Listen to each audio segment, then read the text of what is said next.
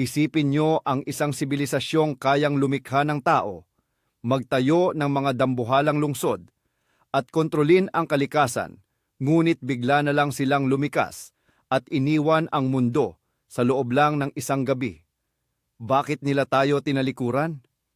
Ano ang nagtulak sa makapangyarihang mga Diyos na ito na manginig sa takot? Ngayon, hihimayin natin ang isa sa pinakamalaking misteryo ng sinaunang panahon, kung bakit, ayon sa ilang interpretasyon ng mga lumang kasulatan, nagmadaling tumakas ang mga Anunnaki mula sa ating planeta. Madalas nating isipin na sila ay mga makapangyarihang manlilikha mula sa mitolohiyang Sumerian. Pero paano kung sila pala ay mga marupok din na nilalang na nagligtas lang ng sarili mula sa isang malaking sakuna? Kapit lang kayo, dahil sisisirin natin ang mga sinaunang tala na maaaring bumaliktad sa lahat ng alam nyo tungkol sa ating nakaraan. Handa na ba kayong malaman ang katotohanan o kahit ang pinakanakakaintriga nilang teorya? Mag-comment na kayo sa ibaba kung naniniwala ba kayo na totoong nag-exist ang mga Anunnaki. Para maunawaan ang nangyari, balikan muna natin kung sino nga ba sila.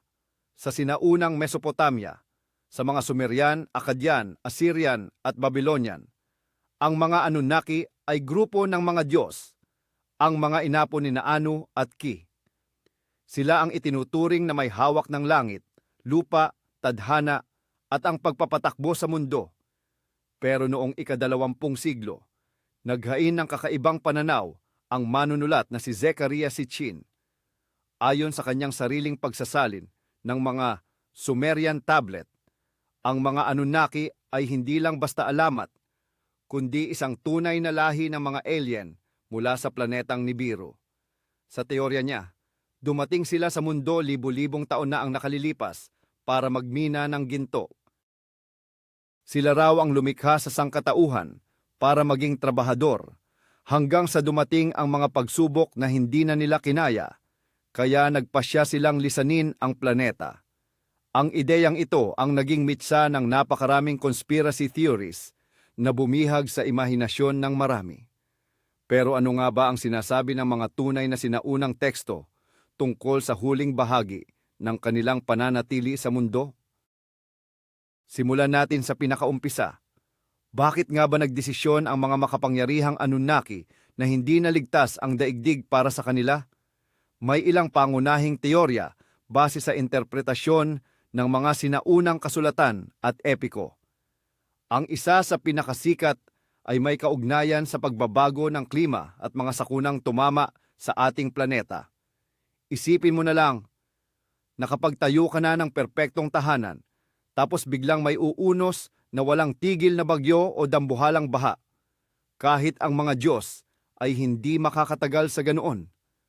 Sa mga sinaunang epikong Sumerian, gaya ng epiko ni Gilgamesh o ang kwento ni Atrahasis, detalyadong inilarawan ang tungkol sa malaking baha. Sinasabing nagalit ang mga Diyos, partikular na si Enlil, dahil sa ingay at pagsuway ng mga tao, kaya binalak nilang lipulin ang sangkatauhan. Pero paano kung ang bahang ito ay hindi lang simpleng parusa, kundi isang pandaigdigang kalamidad na naging bantarin pati sa mga Anunnaki mismo? Ayon sa mga teksto, natakot ang mga Diyos sa baha at nagtago sila sa kalangitan na parang mga asong bahag ang buntot. Hindi ito tunog kilos ng mga nilalang na makapangyarihan sa lahat. Sa halip, tila isa itong matinding takot sa harap ng isang puwersang hindi nila kayang kontrolin. Maaaring ang malaking baha ay simula pa lamang. Ayon sa isa pang tanyag na teorya sa mundo ng Paleocontact, may mas malaking panganib na nanggaling sa kalawakan, ang planetang Nibiru. Sinasabi ni Zecharia Sitchin na dumadaan ang Nibiru sa ating solar system tuwing 3,600 taon. Ang pagdaan na ito ay nagdudulot ng matitinding lindol, pagbaliktad ng mga pole, at matinding gulo sa grabidad. Kung alam ng mga Anunnaki na paparating ang kanilang sariling planeta at ang dilubyong dala nito sa mundo, sapat na itong dahilan para sa isang madaliang paglikas. Isipin nyo na lang na nakatira kayo sa isang isla at nalaman ninyong may dambuhalang tsunami na paparating. Hindi na kayo magdadalawang isip. Mag-e-empake kayo at tatakas agad. Ito ang nagpapaliwanag kung bakit, para sa ilang mga researcher, ang pag-alis ng mga Anunnaki ay tila isang mabilis at punong-puno ng takot na pagtakas. Pero paano kung ang problema ay hindi lang pala nagmula sa kalikasan o sa kalawakan? Paano kung ang mga Anunnaki mismo ay natakot sa sarili nilang mga nilikha? Balikan natin ang kwento ng paglikha sa tao. Nilikha tayo bilang mga manggagawa, pero hindi nagtagal, mabilis tayong dumami at naging mas matalino. Marahil, napagtanto ng mga Anunnaki na nakagawa sila ng isang lahing balang araw ay hihigit sa kanila, o di kaya'y magre-rebelde laban sa kanila. Sa mga sinaunang teksto, sinasabing nairita ang mga Diyos sa ingay na ginagawa ng mga tao. Pero paano kung ang ingay na ito ay isa palang simbolo ng lumalakas na kapangyarihan at kalayaan ng sangkatauhan? Isipin nyo na lang ang isang AI na hindi na kontrolado ng kanyang mga lumikha. Ang takot sa sariling likha ay isang klasikong tema, isalinong malasahay na. Isang dahilan na maaaring nagtulak sa mga Diyos na magmadaling lisanin ang mundo. Ngayon, dumako naman tayo sa isa pang kapanapanabik na teorya. Paano kung nagkaroon ng matinding hidwaan sa loob mismo ng pangkat ng mga Anunnaki? Sa mga sinaunang kasulatan, madalas mabanggit ang bangayan ng mga Diyos, partikular na ang magkapatid na sina Enki at Enlil. Si Enki ang pumanig sa mga tao, habang si Enlil naman ang ninais na lipulin ang sangkatauhan. Ang away na ito ay maaaring humantong sa isang malawakang digmaan ng mga Diyos. Ang paggamit ng mga mapangwasak na sandata, na sa tingin ng iba ay maihahantulad sa teknolohiyang nuklear, ang posibleng dahilan kung bakit naging imposible ng tirhan ang mundo. Isipin nyo ang laki ng pinsala, mga tuyot at sunog na lupain, at mga nakakalasong radiation sa paligid. Sa ganitong kalagayan, kahit ang mga makapangyarihang Anunnaki ay walang nagawa kundi ang tumakas. Sa ilang sinaunang dokumento, inilalarawan ang tinatawag na masasamang hangin at apoy mula sa langit. Para sa mga tagasunod ng teorya ng paleo-contact, ito ay malinaw na paglalarawan ng isang sinaunang digmaang nuklear. May isa pang mas simpleng dahilan na hindi natin dapat isantabi. Paano kung sadyang naubos lang ng mga Anunnaki ang mga likas na yaman ng ating mundo? Ayon sa teorya ni Sitchin, napunta sila rito para magmina ng ginto na gagamitin pampanumbalik sa atmosfera ng kanilang sariling planeta. Pero paano kung naubos na ang ginto? O kaya naman, naging masyado ng mahirap at mapanganib ang pagkuha nito? Sa sandaling matapos ang kanilang misyon, o nang mapagtanto nilang wala na itong patutunguhan, maaaring nag-impake lang sila at tuluyang umalis. Para lang itong isang minahan na iniiwan at isinasara kapag wala nang makuhang yaman. Dahil wala nang pakinabang ang daigdig para sa kanila, nilisan nila ito at hinayaan ang sangkatauhan na bahala na sa sariling kapalaran. Maaaring nagmamadali rin silang umalis dahil sa matinding pangangailangan ng kanilang sariling planeta sa mga nakolekta nilang resources. Balikan natin ang mga sinaunang tekstong Sumerian at suriin kung paano inilarawan doon ang paglisan ng mga Diyos. Sa panaghoy para sa pagkawasak ng Ur, makikita natin ang mga linyang talagang nakapanghihilakbot. Ang lungsod ng Ur, na isa sa mga pinakamahalagang sentro ng Mesopotamia, ay tuluyang nawasak at nilisan ito ng mga Diyos. Inilalarawan sa teksto ang isang bagyong lumilipol sa lahat ng madaanan nito, at ang mga Diyos na tumatakas na parang mga ibon mula sa kanilang mga dambanang gumuho. Napakalinaw ng paglalarawang ito sa nadaramang panik at kawalan ng kapangyarihan. Hindi lang basta marangal na lumayo ang mga Diyos, kundi kumaripa sila ng takbo mula sa isang bagay na sadyang nakatatakot. Ano nga ba ang bagyong ito? Isang natural na sakuna ba? Pagsalakay ng mga kaaway? O marahil ay epekto ng paggamit ng tinatawag na sandata ng mga Diyos? Pero kumusta naman ang mga pisikal na patunay? May mga bakas ba sa ating mundo na sumusuporta sa mga teoryang ito? Madalas ituro ng mga naniniwala sa paleocontact ang iba't ibang anomalya. Halimbawa na lang ang mga tila na tunaw na guho ng mga sinaunang lungsod, gaya ng Mohenjo-daro sa Indus Valley o ang ilang kuta sa Scotland. Ayon sa kanila, ang ganitong pinsala ay posible lamang dahil sa napakatinding init na maihahambing sa isang pagsabog ng nukleyar.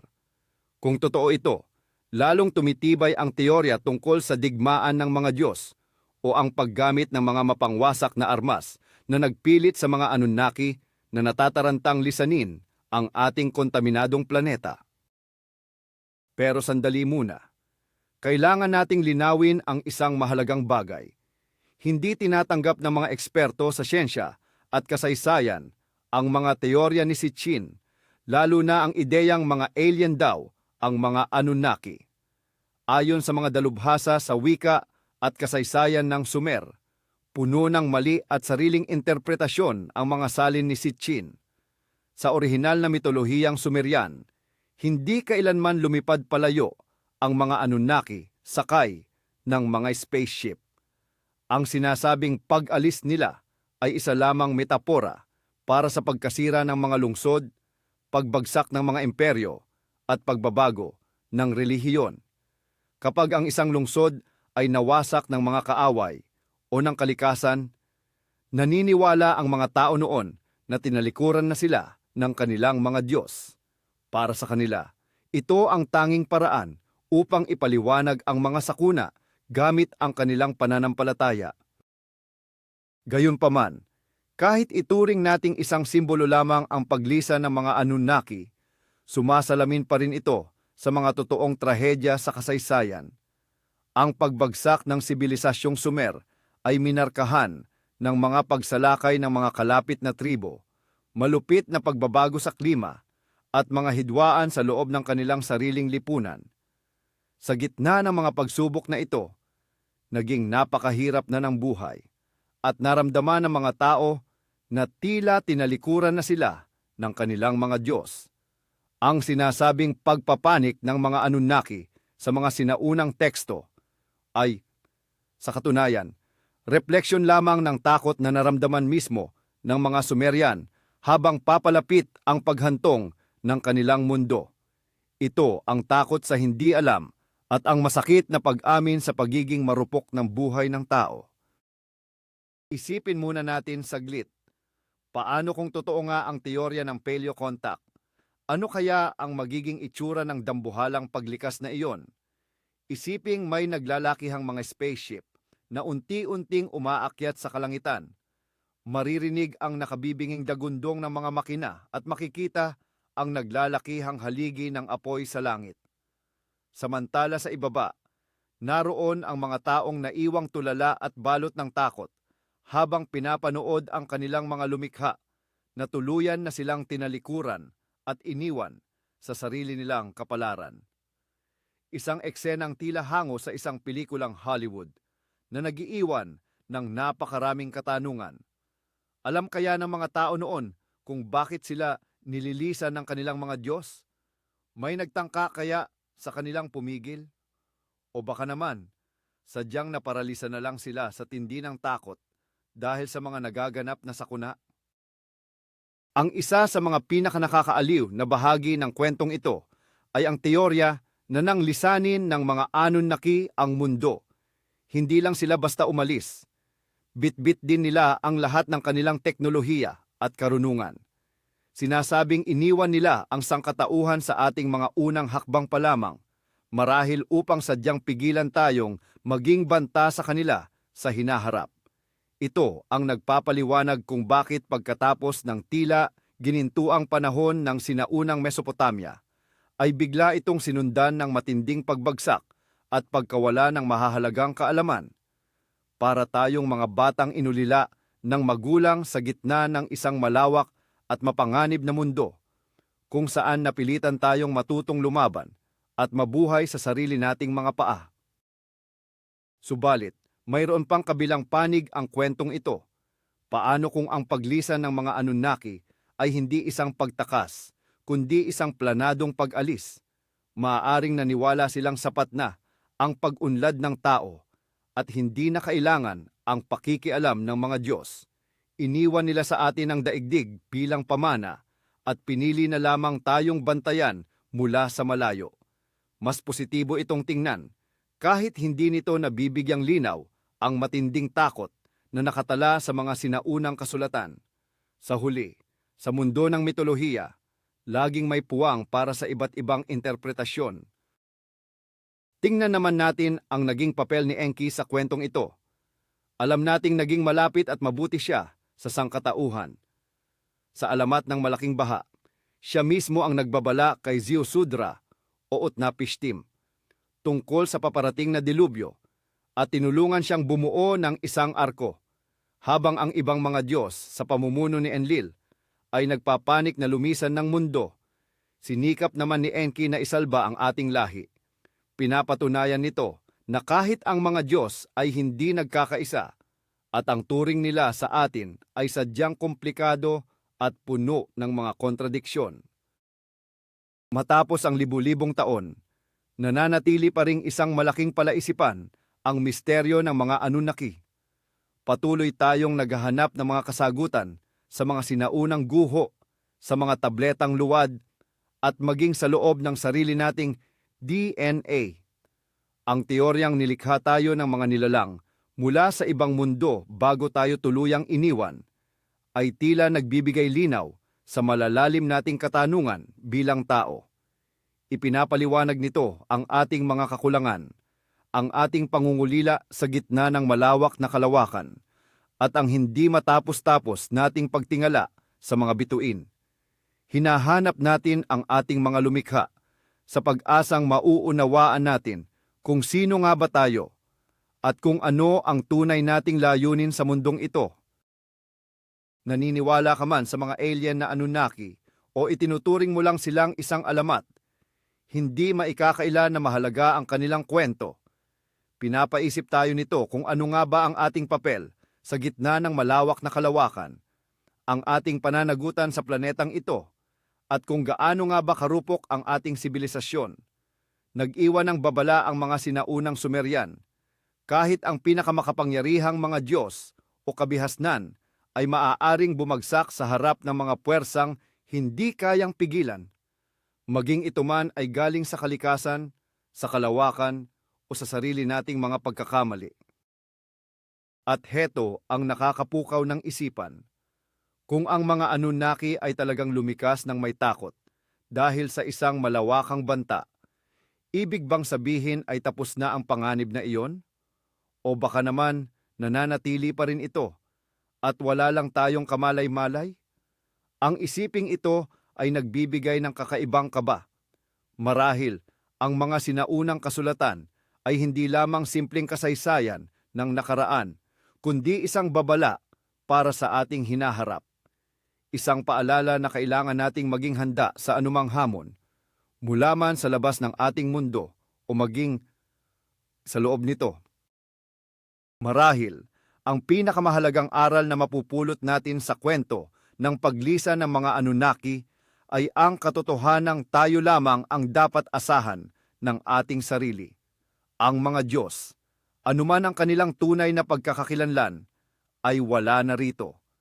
Tayo na lamang ang naiwan sa mundong ito at ang ating tadhana ay nasa atin ng mga kamay.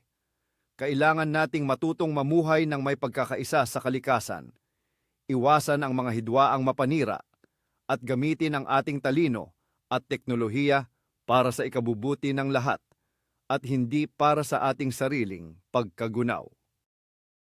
Sa huli, ang kwento ng mga Anunnaki ay refleksyon lamang ng ating sariling pagkatao.